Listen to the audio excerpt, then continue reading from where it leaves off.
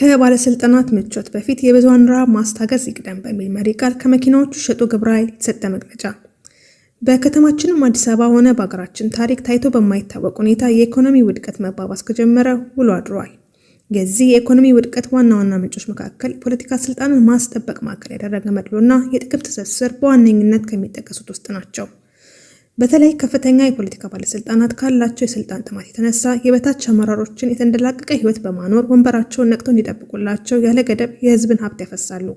እነዚህ አዳዲስና ቅንጡ መኪኖች አዲስ አበባ መስተዳድር ከንቲባ ጽሕፈት ቤት በ2017 ዓ.ም የላቀ ስራ አፈጻጸም አስመዝግበውልኛል ላላቸው ሹማምንቶች ለሶስተኛ ጊዜ በሽልማት መልክ የተበረከቱ ናቸው።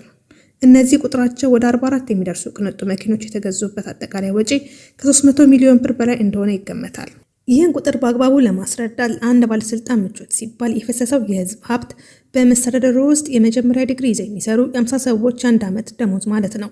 ይህ እየሆነ ያለው የመንግስት ሰራተኞች ከመቼውም በላይ የሚያገኙት ደሞዝ ለቀን ጉርስ አልበቃ ብሏቸው በየሆቴል ጓሮ ተሰልፈው ትርፍራፊ በሚለምኑበት እጅግ አስከፊ ሰዓት የብዙዎች ህይወት ላይ ተጽዕኖ ማሳደር የሚችል ሚሊዮኖችን በማውጣት ቅንጡ መኪናዎችን የገዙ መሆን የተቀበሉ ባለስልጣናት በሙሉ ለሚመዘበረው የሀገር ሀብትና ለመንግስት ሰራተኞች ስቃይ ግድ የማይሰጣቸው በጭካኔና በማናለብኝነት የተሞሉ መሆናቸውን ያሳያል። ይህ ህግንም ሆነ ሞራልን በእጅጉ የሚጻረር ተግባር ለማረም መኪናዎቹ በአስቸኳይ ግልጽ ጨረታ ተሸጠው ገቢው ለመላው የመስተዳድሩ ሰራተኞች በድጎማ መልክ እንዲከፋፈል አጥብቀን እንጠይቃለን።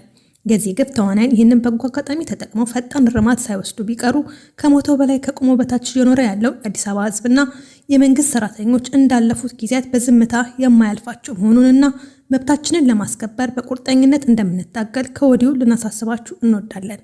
ከመኪናዎቹ ሸጡ ግብረ ኃይል